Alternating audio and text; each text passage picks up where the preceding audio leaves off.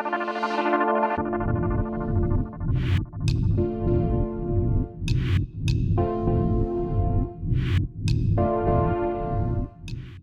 morning everybody and welcome to Chris Parkin Shooting Sports. I'm going to make a little bit of a different type of video today. I'm not going to do an unboxing video and then a review video.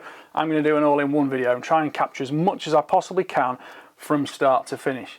Now this is a Steyr Arms CL2 carbon heavy barrel.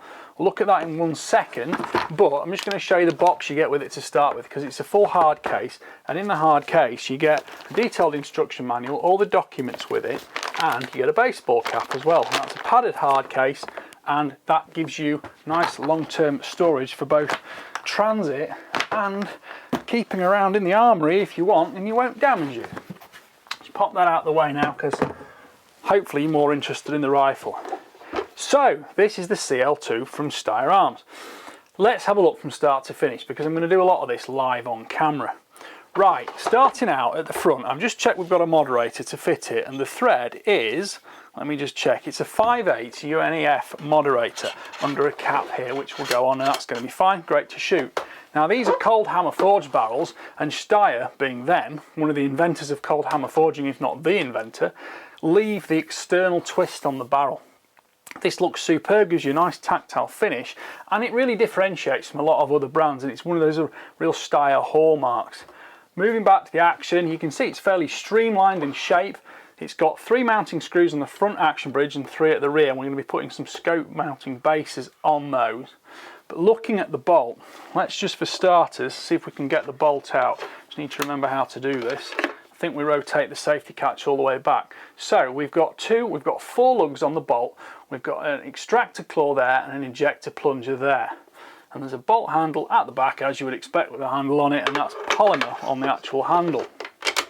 So if I put this back in the rifle now, we'll see a little few of the quirks of a Steyr and how it works. As you would expect, safety catch needs to be off to operate the bolt. So the bolt will now operate, and we have a 2-stage trigger. Backwards, forwards, stage trigger again, or we can single set the trigger, click that forwards, and we have a much lighter pull. And that is super light.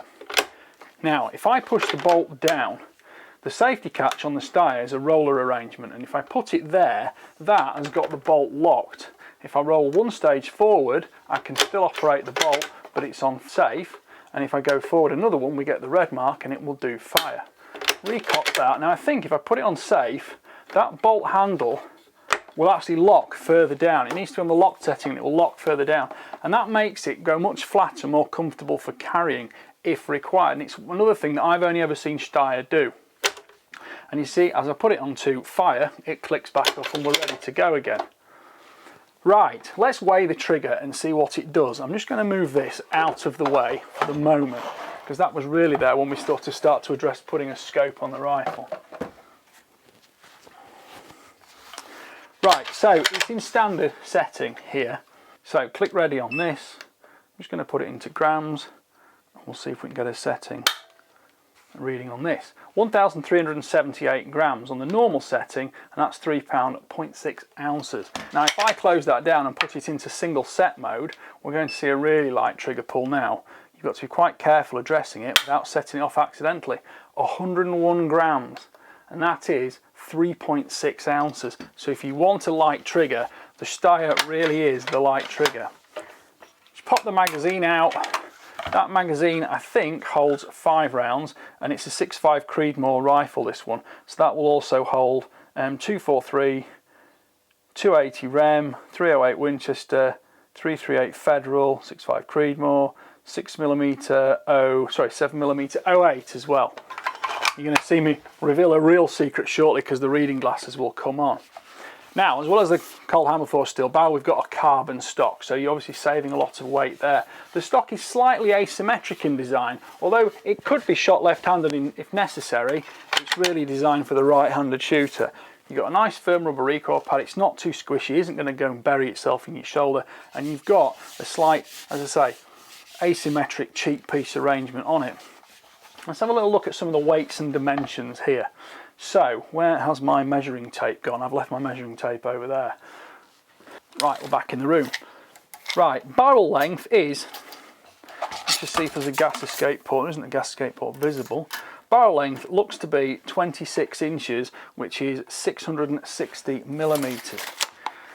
Overall length on the rifle is 46 inches, which is 1170 millimeters. And one thing I do like to know, the length of pull on this rifle is 14 inches, which is 356 millimeters. So that's why it feels instantly comfortable in the shoulder for me, because that's the kind of length of pull I like on a rifle. Right, what does it weigh? Pop the scales down. Turn these on, fire them up, see what they say. That's weighing in grams now, make sure we've not got that going down on top of anything else. And we have got a weight of 3,594 grams. Swap that to pounds and ounces, that's £7, £7.15 ounces. So we know the rough weights and measures. Now this barrel diameter, let's just have a look and see what that is. I'm going to go with about a 17 millimeter there. See if my eyes are working at this time in the morning. No, it's a 20 millimeter barrel. My eyes aren't working at this time in the morning. So it is a heavy barrel rifle. It's going to give a bit more accuracy, a bit more precision, and of course it's going to be a bit more stable in the aim. Now looking at some of the additional accessories on the stock, we've actually got threaded screw holes here for sling studs. So you can obviously put your sling studs in, mount your sling on it or a bipod on it. I need to double check what the threads on those are. I suspect this being an Austrian rifle they'll be metric, but I'll check what they are, see if I've got a bipod we can fit onto that. And if not, I've got some good bags to shoot from, which are often one of the most accurate methods of shooting anyway, hence why bench rest shooters use a bag rest. Right, next stage. Let's just put these things to one side and get this here. I'm just going to lock that in. Right, I'm 45 years old. Here's the secret. I wear reading glasses because I'm fed up of straining, and life's just a lot easier if you put your glasses on when you want to look at stuff. So we've got some worn Maximus scope bases. These are steel scope bases and the Weaver fit. So I'll just pop all these out with all their fasteners into the tray. There'll be a front and a rear base. Now, there doesn't appear to be a massive difference in profile, but there will be. M918, M918. So they must be identical front and rear. Right, let's take these screws out and see what's the screw spacing on them. So that is obviously intended for the front and rear of the three screws in the actual receiver itself. So I'll just pop that one back down and I'll just lift these screws out. Now, as macho man as I want to be, these are quite small and very tricky to see without your reading glasses on. Hence why I'm wearing them and hopefully dropping them in controlled circumstances. Front, rear. Pop those out, because if you lose these, they used to joke in some of my other hobbies, they used to call it fridge suck, because if you drop something in your kitchen it always rolled underneath the fridge, which is the hardest place to get to. Right, so we've got versatility with these because we can put the slot either to the front or to the rear depending on how we want the actual scope to fit precisely. And these come with T15 Torx screws. Now, we're not going to start a debate on thread locking and things like that. I have my own feelings on it. I have discussed it in a video before, but I won't be discussing it in this one because I would thread lock these on. But if you thread lock bases on, be aware if you try and take them off without using the correct technique, you can tear the head out of the screw and you're then left with a more complicated engineering problem. If you thread lock stuff, it needs heat to get it out. I personally like to hold an Allen key in something or a Torx wrench, and I'll then heat the Allen key, which will then transfer heat through the screw body directly into the threads and soften the thread lock. Now, I don't like to over torque screws like these because they're quite small. And I'm going for, I would estimate about 4 Newton meters on those, because that just feels about right, but it just feels right. I can't tell you for exactly, and I'm sure the manual will contain all the detail, but I just go with what feels right, and I've been doing this for a long time. Right, so we've got some scope base on it now. Here's one I prepared earlier. Here's a scope. You might recognise this. It is an element scope. It's the, which one is this? This is the Nexus Gen 2, I think, and I've got this. It came off another rifle the other day. and we'll just have to have a look and see if that'll just pop straight down. It probably won't, because I'll need to adjust one of the rings on it just to make sure that they fit directionally perfectly. This is also in worn rings. It's a 30mm tube, and the big thing about these worn rings is that although they take a bit of time to put on a scope, once you've got them on the scope, they're very easy to alter, because all you need to do is just slacken 2 screws at the top with the T15 Torx, and you can just move the tube backwards and forwards really easily, so you can set your eye relief and set the spacing of the mounts. Now this might work, it might take a little bit more adjustment, which I then won't be doing on camera, but essentially I can just let those loosen up a little bit, make sure everything's lined up, and I'll put the front ring, it's a quick release ring, so it's got a lever on the side. Lock that in position. Then I'm going to do the same with the rear one.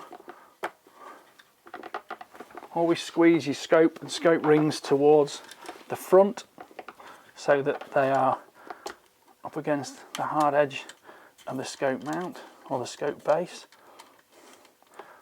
and we can nip that down.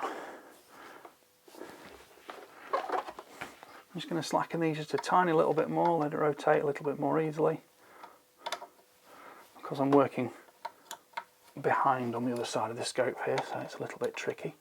But you know, we do these things on camera to help you see what we're doing. It actually stops us seeing what we're doing. Right, so pop them back off. Let's have a little look at the eye relief for this scope. Now you can see on this scope we've actually got a trigger cam mounted on it. That doesn't affect eye relief at all, because it uses a prismatic system to film through the optic. But essentially, whatever you've got your scope set up doing is what you still see, and the trigger cam doesn't interfere with anything. Doesn't interfere with eye relief. It doesn't interfere with the actual physical spacing you've got from your optic. I'm just going to move that forward just a little bit, because I generally shoot on a review rifle. I'll shoot it prone, or I'll shoot it from the bench. I'll have a few shots from sticks, and I'm just going to line that up. Take that out. I can line the bottom crosshair up with the little grey tab on top of the safety catch. So if I move my eye all the way back, and I can see a heavily vignetted image. It's really impossible to show this on camera, but you end up with a tiny circle in the bottom of the scope with a line going through it, which is the bottom of the crosshair, and then of course you can just turn it into position, and the joy of the worn mounts is you don't affect the scope when you're tightening them up. It doesn't tend to rotate the optic at all. So I'm just going to tighten these up, finger tight, about 2 Newton meters on these.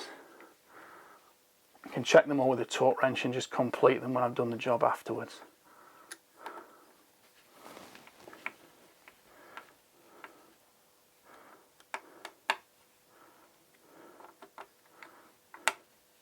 Now, given this is a heavy barrel, a little bit more precision, I've got quite a good magnification range on here. This goes from 4 all the way up to 25 power, so I can use it precision, and I've got adjustable parallax illumination, dialable turrets and everything. And if we can get the trigger cam working fine, I'll do some video through the scope too when we're shooting it. But essentially, there we go. That is what I will do to the gun before I go off to the range. I'll take the bolt out, I'll give it a clean up, run through the barrel, make sure everything's nice and clean, because you know, sometimes these things have been in storage for a couple of months and they've come with packing oils and grease and things like that in them. And I've got a sound moderator to go on it as well, so I can shoot low recoil, super quiet, and away we go. I've got multiple types of 6.5 Creedmoor ammunition, and I will run them. I'll probably run 3, 4, maybe 5 types of ammunition through it. If it's a 5-round magazine, we'll shoot 5-shot groups.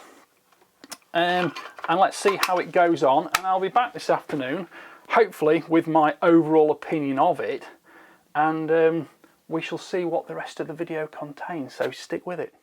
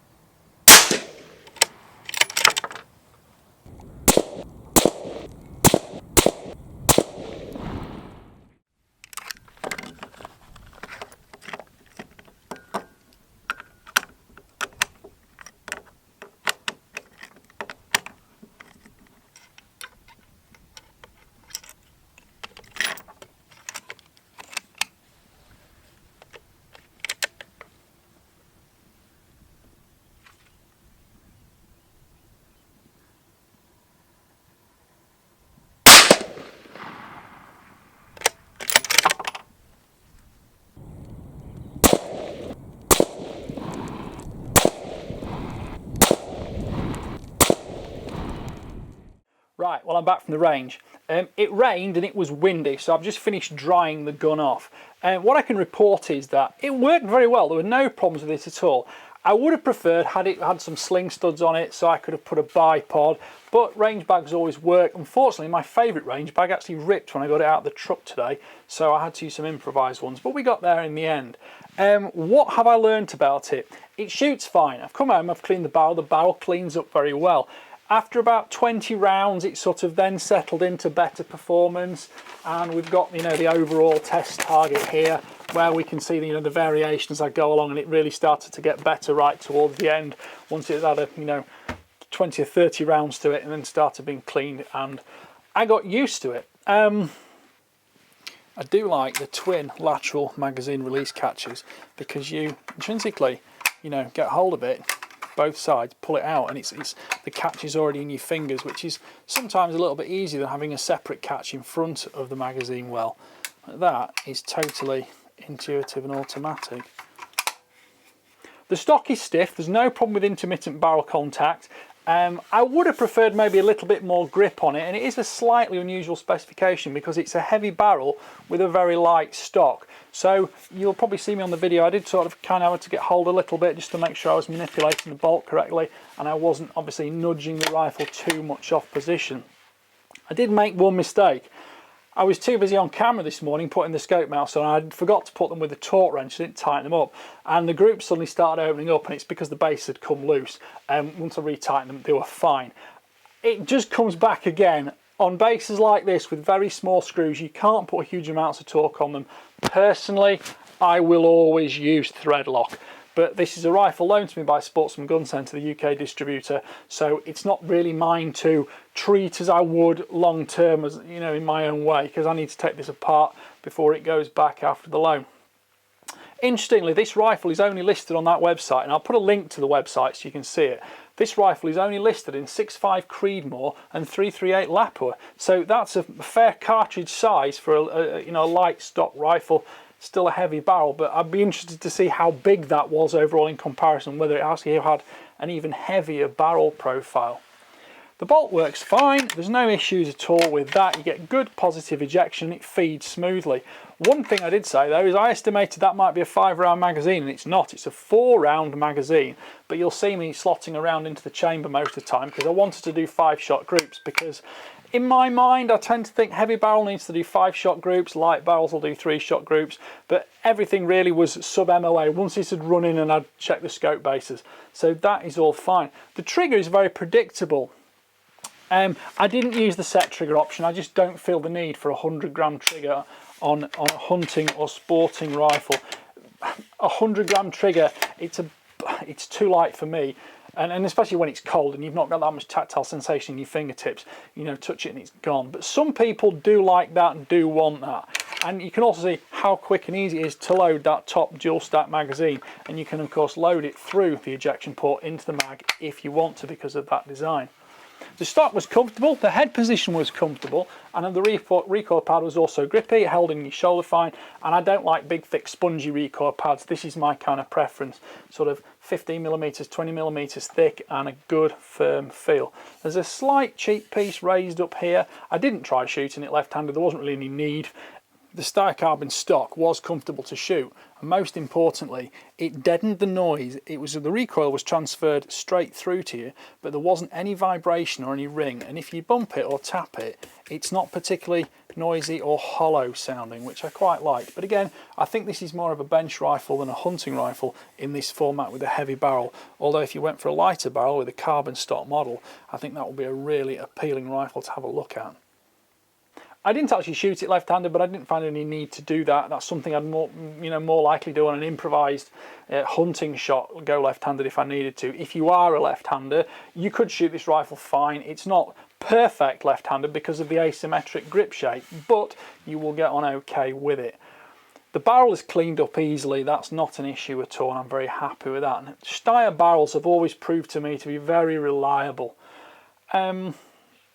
I think overall it's a very worthy rifle, but one thing I would say is it might be nice with a little bit more grip, maybe some inlay grip panels on the stock, because there's nothing really other than the smooth carbon finish, which although it looks superb, does have that slight tactile issue, and of course when the gun got wet today, you do start to notice it isn't quite as easily held on to. The range of Steyr rifles is massive, and to be frank, across the range I haven't had a disappointing barrel. These cold hammer forged barrels with the external, you know, barley twist on them, they are superb, and I'm quite confident in them. Well, if you enjoyed that review, please like, subscribe, comment and click the notification bell. If you go through to the end of the video, there is a link to the British Shooting Show 2024, which is at the end of this month at the NEC, 23rd to the 25th. You click the links, get your tickets. Come along, all the Steyr rifles will be on the Sportsman Gun Centre stands, and there will be hundreds of other stands and exhibitors there with various other rifles, and you get your one chance of the year in the UK to pretty much get hold of everything that's available for sale in the rifle world. Look through all the optics, see all the accessories, and if you do bump into me, say hello and we might even get to chat for 5 minutes. Thanks for watching, bye for now.